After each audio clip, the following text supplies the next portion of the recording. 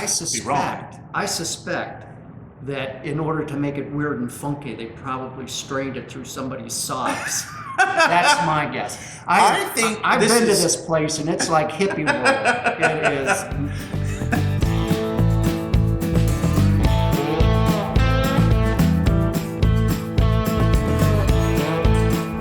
Coming to you almost live from the Beer Whiskey Studios, high atop Barley's Tap Room on Washington Street in downtown Greenville, South Carolina. I'm Russ Heaps, and welcome to this episode of Big John in 5. And that's where I get my good buddy here, Big John Richards, to pick a beer from one of Barley's 72 or so taps, or one of their 50, 60 cans or bottles, and we sniff it, we sip it, we kibitz about it. John tells us a little bit about the brewery, and sometimes we hear a little bit about the brewing history as well. And with that, John, you're in fine form this morning. I am. We have a bunch of these we got to get done today because it's the holidays and we're busy, and I just we're doing this for you. Yes, and I just found out John's going to Germany for a month in January to visit some breweries, and so which will be good because those will be some fine tales. But anyway, so I'm hurrying through this a little bit, even though now it doesn't seem that way. See if we can drag that out any longer. What do we got? So we've got a beer from Jester King, which is always exciting when we get their stuff out here. They're one of the probably 10 or 12 best breweries. I mean, consensus best breweries in the country. Is that right? Yeah. Oh, absolutely. They show up on a ton. In fact, I was just on a Vine Pair list that they did of the 15 best breweries according to bars, and it was kind of like the beers that you're most excited to put on at your restaurant, and they were on that top 15 list. So they do some really fun stuff out there, and most of their stuff is mixed culture, sours, and farmhouse stuff, because they are a farmhouse brewery, very specifically. This is a Kolsch. And they brewed it with Kolsch yeast, which I was surprised to find out. You would have to brew a Kolsch with Kolsch yeast, but they are almost exclusively, in fact, I would have said until today, exclusively a mixed culture brewery. But they said that they brewed this with only Kolsch yeast, which, frankly, I don't know how you'd brew a Kolsch if you were going to use, spontaneous fermentation. I suspect that in order to make it weird and funky, they probably strained it through somebody's socks. That's my guess. I've been to this place and it's like hippie world. It is. In the best possible way. Yes. I don't think this is going to be funky at all. I haven't even smelled it yet. I don't know what we're in for, but they marketed it as a draft-only, traditional Munich-style Kolsch. Or I guess Kolsch doesn't come from Munich, it comes from Cologne. I said that very wrong. Wow. Sometimes words just pop into my head when I'm running down the freeway. But yeah, that's the story. Most of these German beers are named for the town or the place they came from. The way Germans pronounce the town of Cologne is Köln, actually, K-O-umlaut-L-N. And so Kolsch, or Kolsch if you're a German, because it has the umlaut in it. What's an umlaut look like? It's the two dots above the letter. So A gets an umlaut, O gets an umlaut, and a U gets an umlaut, and it changes the way you pronounce the letter. There's your German lesson in the middle of your beer lesson. I have about 12 things that I think would be really funny to say right now, and they're so inappropriate I can't do it. I particularly loved in Beer Fest when the guys used umlaut as an insult. Yeah. And I was like, shut up, umlaut.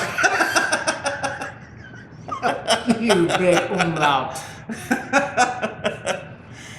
Fun stuff. Yep. So, while we get into tasting this, Kolsch is a very, very light style. It usually has a tiny bit of wheat, like a 4 or 5% wheat in its mix, so you get a little bit of that creamy sweetness. And sometimes, often in fact, a little bit of pear or apple or citrus right up front, but then a real clean, dry, smooth finish. There's no bite to it.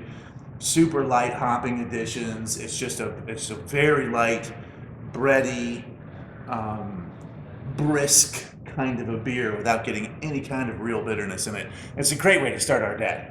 And this is our first shoot of the day. So here's to it. Texas Miss Lily. Ah, nose on that's great. Jester King could have named this beer after the city where they are, the town where they are. Except they're very close to Dripping Springs, Texas, and that just doesn't have the same kind of resonance and ring to it. No, Kolsch does. Yeah. Calling a beer Dripping Springs just is going to lead to embarrassment. That is a great Kolsch. Very dry, very crisp. I feel that a little bitter. There's just a little bit of that lingering, almost acidic kind of bitterness, because it's not bitter hoppy, like hoppy bitter. It's almost acidic bitter, but it's that real dry pilsnery kind of bitter on the end. A little spicy. What's the ABV? 4.6. 4.6. Yeah, I think so, a bunch of these. Oh yeah, most of the Kolsch, almost everything Kolsch is going to be under 5, and some of them are down in the 3% range. And in Germany, Kolsch comes in a straight-sided cylinder. It's an 8-ounce glass. The waiters come around to your table with glasses in what looks like a big communion tray. And when your glass is empty, they take it away and set a new one down without asking you, and make a tick mark on your coaster. And so you just get this, and you just knock them back. I mean, it's only 8 ounces at a time, so 2 big gulps and it's gone. And there's just constantly somebody wandering around setting the glass down, and you have to stop them by putting your coaster on top of your glass, or they will keep giving you beer. That's like no mas, no mas. No mas. All right. I'm excited to give that a try while I'm over there in Germany. Yes. I'm excited for you. That's going to be a great trip. One of my weeks over there is going to be in Cologne, Dusseldorf, Bonn kind of area. So I'm very excited to get some Kolsch in while I'm over there. I can imagine. Jester King is, I wasn't exaggerating when I said it's like hippy dippy land. And it's way out. George Carlin makes an appearance. It's way out. It's way out in the boonies. And they've got a lot of property.